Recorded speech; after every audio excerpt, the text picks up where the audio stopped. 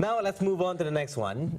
We have inspirational story from the students from college students from Bandung. Yes, and they won a competition to create a smart city held by the Swedish company Ericsson. Yes. And they hope their innovation can help cities across the nation to improve public transportation. And here's more on the story. Yes. All the hard work finally paid off when Ericsson Indonesia announced students from Bandung Technology Institute as winners at Smartnovation Indonesia Hackathon 2017. The winners came up with an idea to solve the country's major issue, traffic congestion. Congratulations. So how does it feel? It feels very grateful. Thank you so much, Ericsson, for giving us the opportunity. We are here want to solve that problem using the application, but also not only approach to the technology, but also approach via the social aspects. The application, called Smart Passenger Driver Monitoring System, aims to help passengers find vehicles in a simple and convenient way.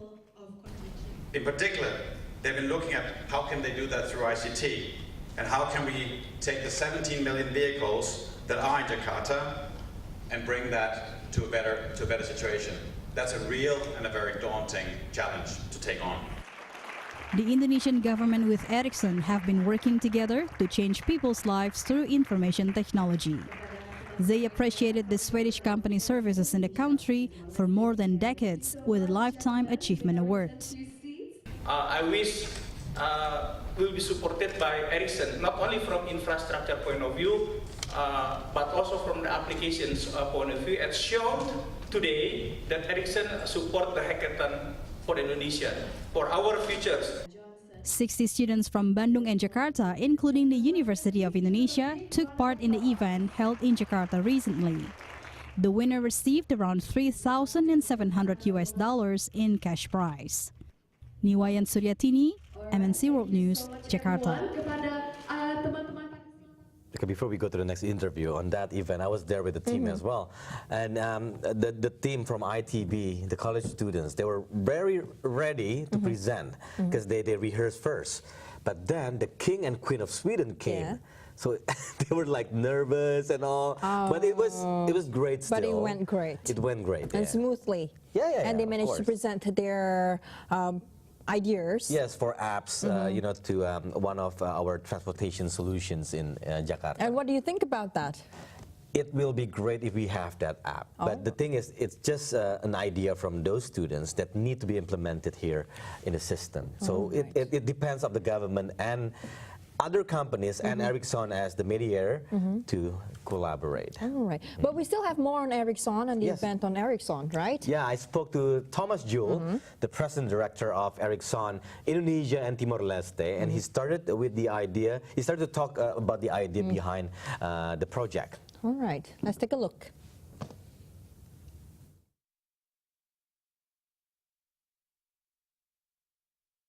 Okay, let's wait until it rolls. Yes, but seems to be. But you actually went there, and what do you think overall? There must be a lot of ideas that were presented during the event. Four college, different universities that were presented ITB, and the other one from University of Indonesia in Jakarta, and another one is Telkom.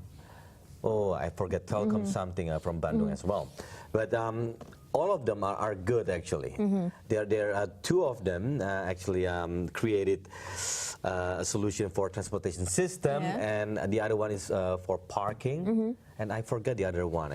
But overall, do you think that all of the ideas presented could actually be implemented here in Indonesia? Is it feasible right now? Visible, and again, it depends on the government, either they want to do it or not, because basically these ideas are great, and the winner also got a prize from Sweden to take an internship in Sweden as well, in the company, Ericsson company. Yeah. But with such events such as this, it actually comes to show that Indonesia, in terms of modernization, in terms of technology, has already grown increasingly, like high, and a lot of people, especially the younger generation, they have really been into so this is a good thing, it's also a bad thing, right?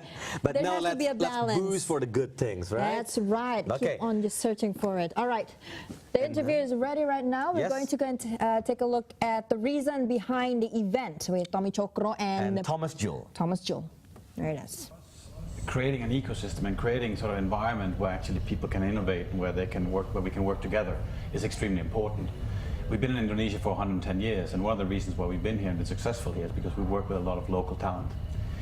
Creating the hackathon was actually an idea when we started looking at what is required to sort of take the next step in digitalization of the country, but also how do we give our part of or help with creating the foundation, which is the local talent, which is the education system, which is how do we get there.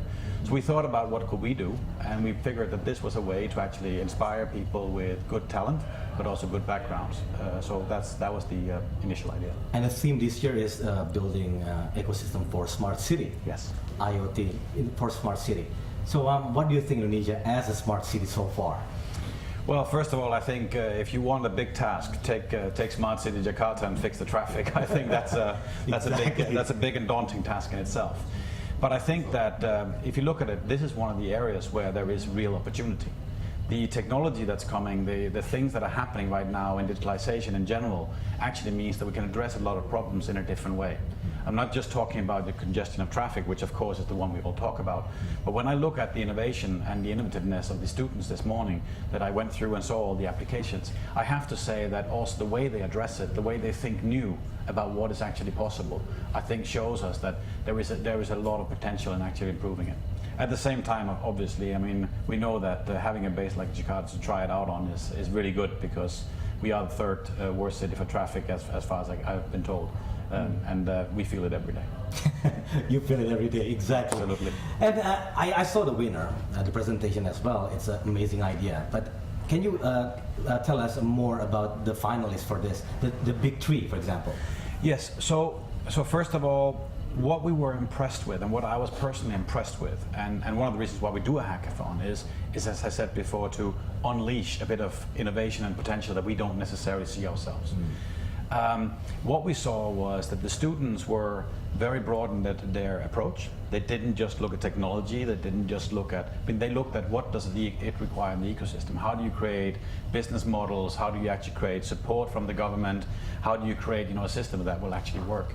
And I think if I look at the three sort of top three, but also the all 12 teams, I think the innovation that was there was really showing a broader mindset than just technology. Okay, broader mind aside from technology in terms of understanding the issue, and also how do we implement this in reality. Absolutely. So, how do you see this in order to support this type of idea towards reality? Well, I think that, first of all, Indonesia as a country, and Jakarta, of course, as a city, as part of that, is a country where the adaptability is extreme. I mean, having lived here now for years, I mean, I have to say that I'm really impressed with how good people are at adapting to situations, but also how eager they are to take up things. We know that Jakarta is Twitter city #1 in the world. We see how Gojek has come out of here, but we see lots of other initiatives as well. And I think for me, the whole willingness to take this up actually shows good progress in sort of where we're going, because at the end of the day, it is about, are we willing to take this up?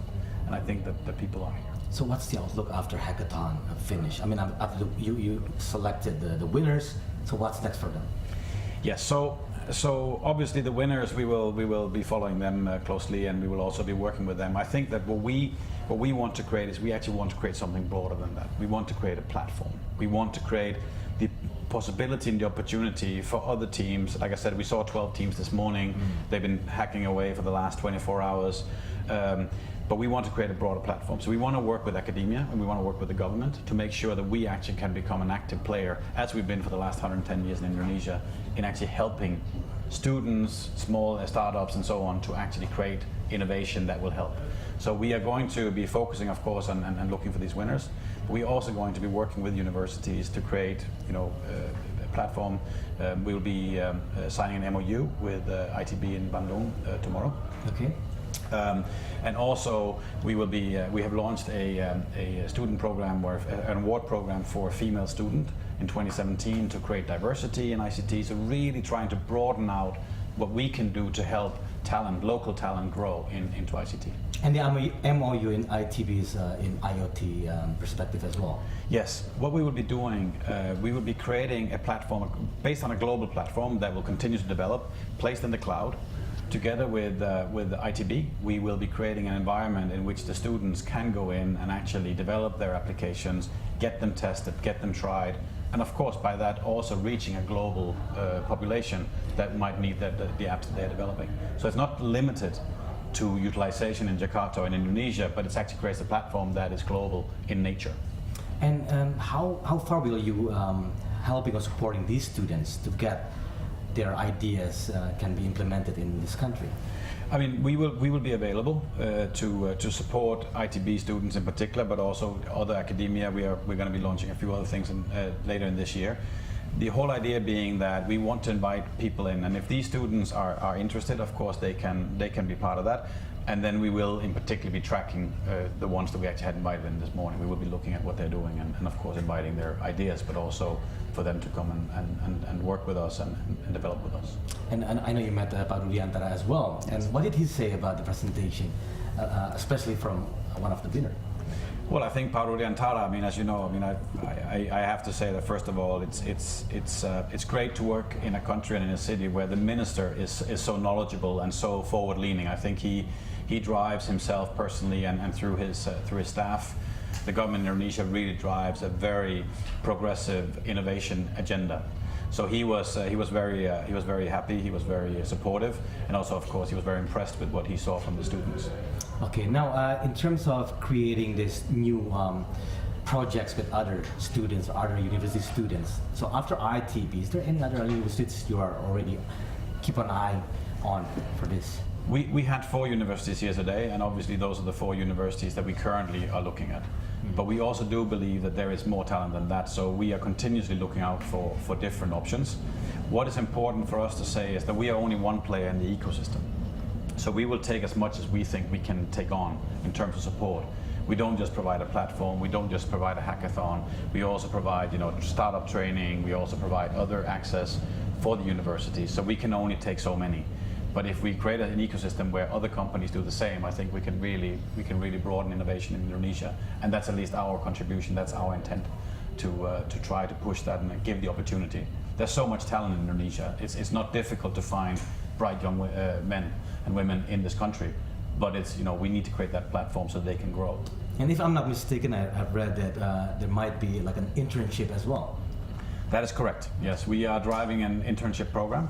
So we will be inviting local talent to join the company, to come in and basically experience what it's like to work in an international environment. But of course also by that trying to attract students that want a career within ICT. Okay, so what is the biggest issue that need to be tackled on in short term right now in Indonesia in terms of creating this new system in smart city? In smart city, I think it's a big issue. I think you could easily, and particularly as a technology company, start looking at individual technologies. I don't think that's where the issue is. I think the biggest issue we have is really how do we come together? How do we work together? How do we make sure that the ecosystem is not a number of different ecosystems doing their own thing, but really coming together? And as I said before, I think the government, and I think Pak Rudiantara in particular, has really made a big effort and still making a big effort to actually bring things together. You look at Smart City Jakarta, I think there you also see like a willingness and a strive to create a platform that will bring technologies and companies and initiatives together. I think that's going to be the biggest issue, and if we work hard on that, all of us, if we come together and don't create silos, I think we'll overcome the biggest issue that we have in this.